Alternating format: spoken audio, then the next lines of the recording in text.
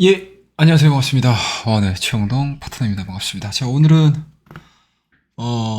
지난 시간 에코프로 BM, 얘기에 이어서 그 두 번째 시간이라고 생각을 하시면 될 것 같습니다. 일단은 뭐, 말씀드렸듯이, 뭐, 썩 그렇게 좋게 보지 않았던 상황이었습니다. 뭐, 그 기본적인 생각에서 틀은 바뀐 거는 없고요.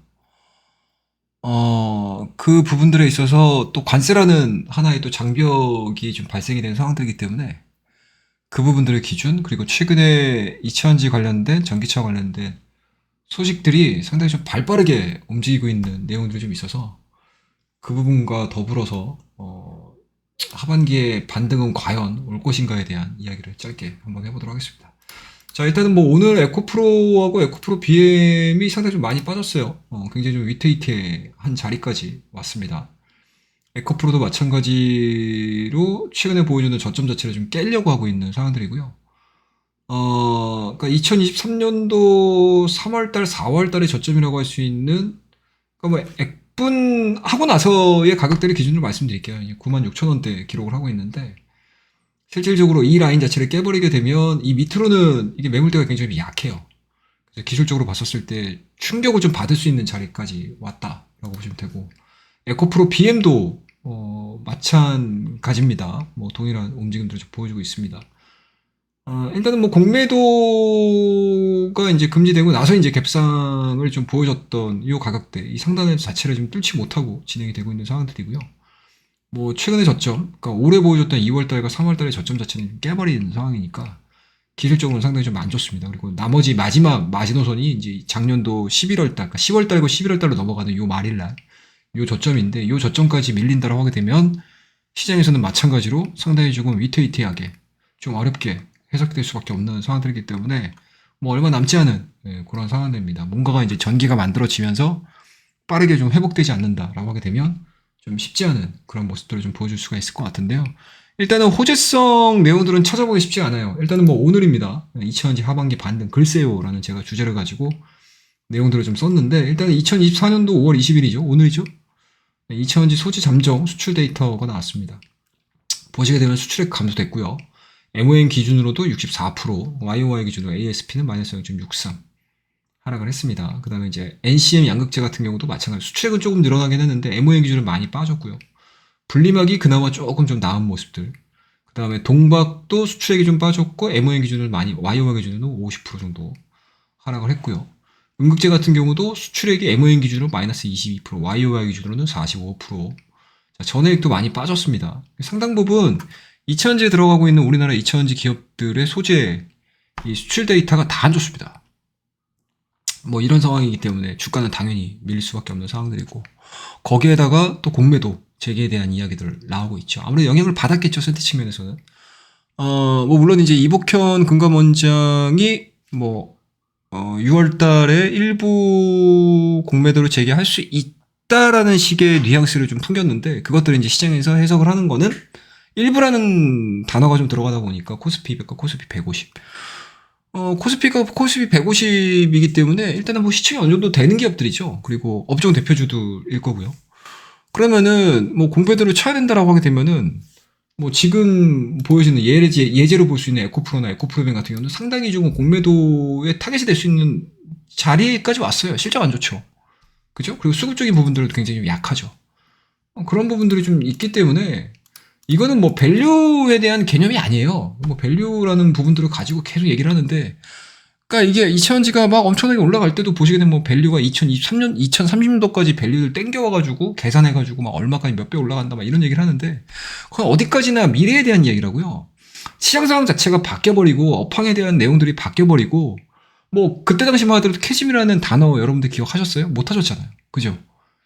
캐즘이라는 단어가 지금 최근 들어서 나왔다고요. 작년 말에서부터 해가지고. 그러니까 일정 부분 얼리 어답터라고 할 수 있는 사람들이 다 구매하고 나서 그 다음에 이 새로운 뭐 그러니까 대중적인 차가 나오기 이전까지 수요가 감소되는 부분들을 우리가 캐즘이라고 하지 않습니까?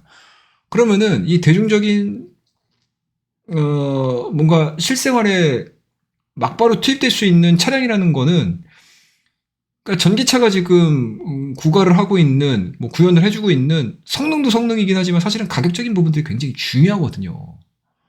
그러니까 적정 수준의 성능을 보여주고 전기차라는 거, 그리고 전기차 안에서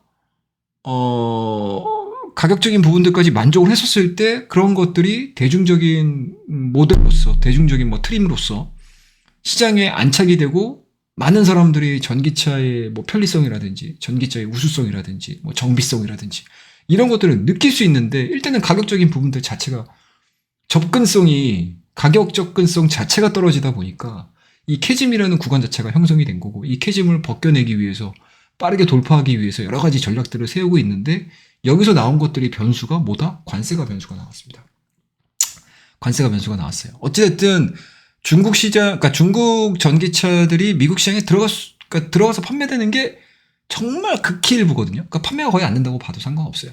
근데 이렇게까지 관세를 25%에서 100%까지 올렸던 부분들은 뭐 정치적인 뭔가 쇼일 수도 있고요. 정치적인 액션일 수도 있어요. 예, 그 부분들 뭐 시장에서 얘기를 하고 있는 부분들이니까. 그럼에도 불구하고 그것들을 좀 더 긍정적으로 해석을 하자라고 하게 되면, 어찌됐든 미국의 기본적인 산업, 다양한 산업들이 있지만 그래도 미국을 대표하는 산업 중에 하나는 자동차 산업이지 않습니까? 뭐 GM이라든지 포드라든지 뭐 걸출한 브랜드를 갖고 있고요. 거기에 또 근무를 하는 블루컬러 노동자들도 상당히 많고요. 그리고 그 블루컬러 노동자들이 투표권이 굉장히 좀 강성이지 않습니까? 스윙 스테이트 쪽에 있는 상황들이기 때문에 실질적으로 트럼프도 그렇고, 바이든도 그렇고 어쩔 수 없이 뭐 이런 부분들을 했었을 거예요. 하지만 뭐 좋게 해석을 하자라고 하게 되면은, 우리 포드나 GM이나 전기차에 대해서 아직까지 뭔가 이제 요 보급형 전기차로 가기 위한 길 자체, 시간 자체가 많이 길어지다 보니 중국이 우리나라 북미 시장, 그러니까 미국 시장에 들어와가지고 시장 교란 못 시게끔 막은 것도 되게 좋아요. 의미가 있습니다. 하지만 이 기간 자체, 과연 요 보급형 차량, 미국 시장에서 팔 수 있는 보급형 차량을 만들 수 있는 뭔가 환경이라든지 이러한 요소들이 다 갖춰졌느냐라는 얘기죠. 안 갖춰졌다는 얘기거든요, 실질적으로. 자, 관련된 내용들을 한번, 뉴스를 한번 제가 체크를 해서 좀 보여드리도록 하겠습니다. 자, 이겁니다, 여러분들. 자, 미국 배터리 관세 인상 시 테슬라 모델 3가 비용 $1,000 정도 늘 수 있다. 우리나라 돈은 130만 원 정도 됩니다. 뭐 당연하죠. 뭐 CATL에 이 배터리를 사용을 하는 거기 때문에 당연히 미국의 대중국 제재에 대해서 LFP 배터리 미국 내에서 생산하려는 움직임들이 목격되고 있다라는 건데, 이게 목격되기 전까지의 가격 상승 부분들을 과연 이거 뭐 CATL이 들어가기 때문에 당연히 가격은 비싸지는 건데, 그러니까 단순하게 CATL 들어가니까 가격이 비싸져, 이게 아니고요, 여러분들. 자, 이 밑으로 보자고요. 무역 상대방의 보복 조치. 중국 가만히 있겠습니까? 조치하겠죠? 자, 미국 상품의 경쟁력 저하 등을 감안하게 되면 비용이 더 커질 수 있다는 연구진의 판단입니다. 이런 게 이제 핵심 키워드예요. 그러니까 단순하게 테슬라가 CATL이 들어가서 가격이 올라갑니다, 이게 아니고, 그건 당연한 거고, 거기서 나오는 파급 효과가 보셔야 돼요. 파급 효과. 당연히 가격이 올라가니까 다른 차량들도 가격을 못 내리겠죠.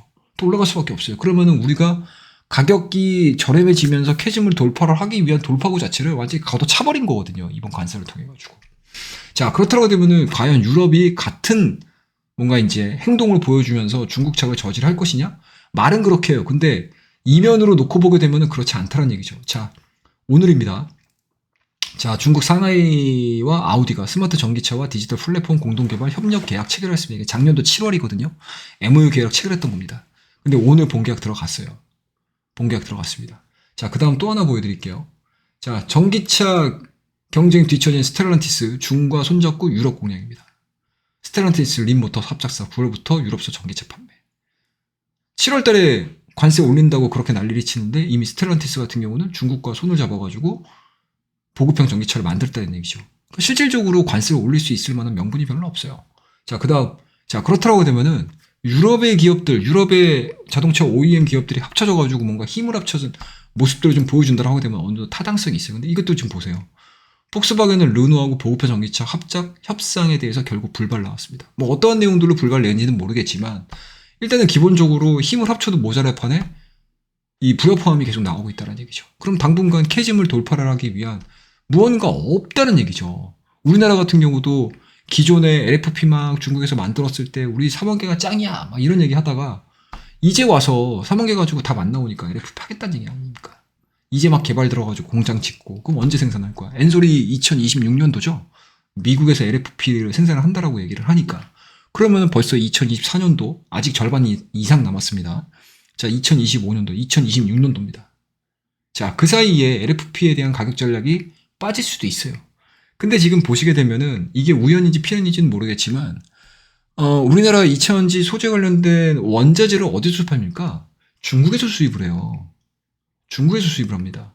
그러면은 이제 향후 시간이 지나게 되면 중국에서 수입하는 흑연이라든지 뭐 니켈이라든지 뭐 코발트라든지 망간이라든지 이런 거 다 수입 못 한다는 얘기거든요. 그러니까 수입으로 설령한다 하더라도 관세가 높다거나 아니면 보조금을 받을 수 없는 그런 상황까지 갈 수도 있다는 얘기죠.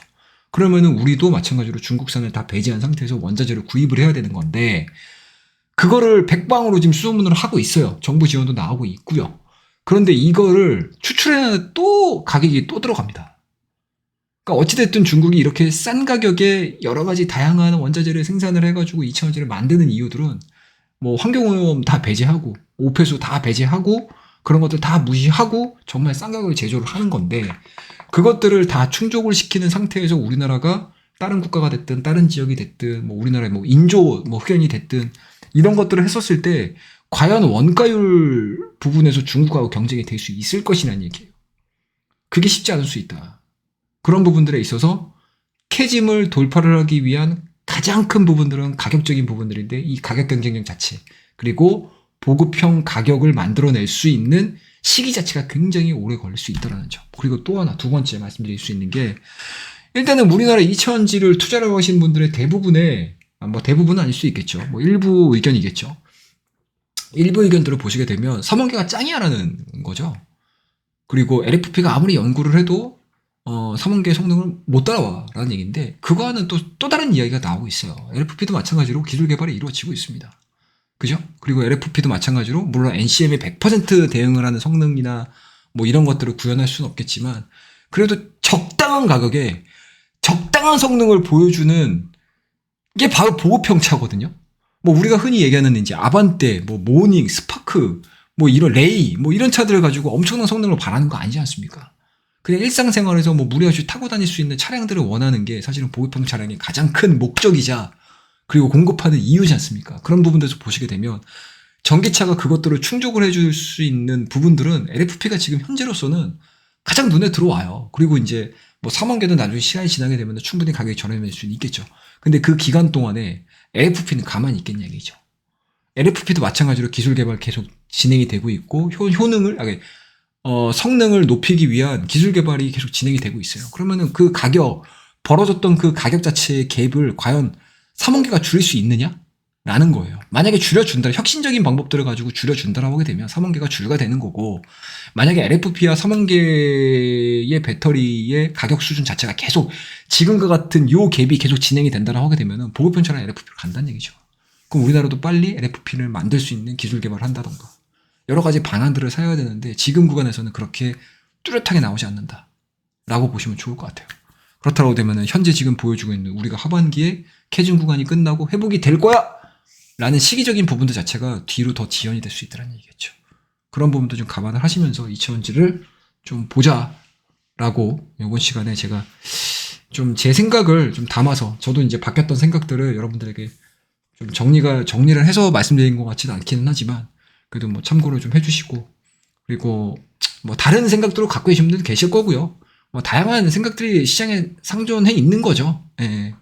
그 부분들이 뭐 틀렸다 맞다 뭐 이런 건 아니고 이 콘텐츠에서는 제가 가지고 있는 생각들에 대한 이야기들을 좀 짧게나마 해드렸으니까 2차전지를 보유하고 계신 분들은 좀 참고를 해주시고요. 그리고 2차전지를 투자를 한번 해봐야 되지 않을까라고 생각하셨던 분들 같은 경우도 그냥 단순하게 넘어가지 마시고요. 다각도로 이런 생각들을 갖고 있는 사람도 있구나 정도 참고하셔가지고 대응해 주시면은 뭐 오늘 콘텐츠의 목적은 좀 달성하지 않았나 라고 생각하고 있습니다. 자, 늦은 시간까지 이 콘텐츠 들어주셔서 감사하다는 말씀드리고요. 다음 시간에는 더 좋은 콘텐츠를 가지고 여러분들에게 인사를 드리도록 하겠습니다. 감사합니다.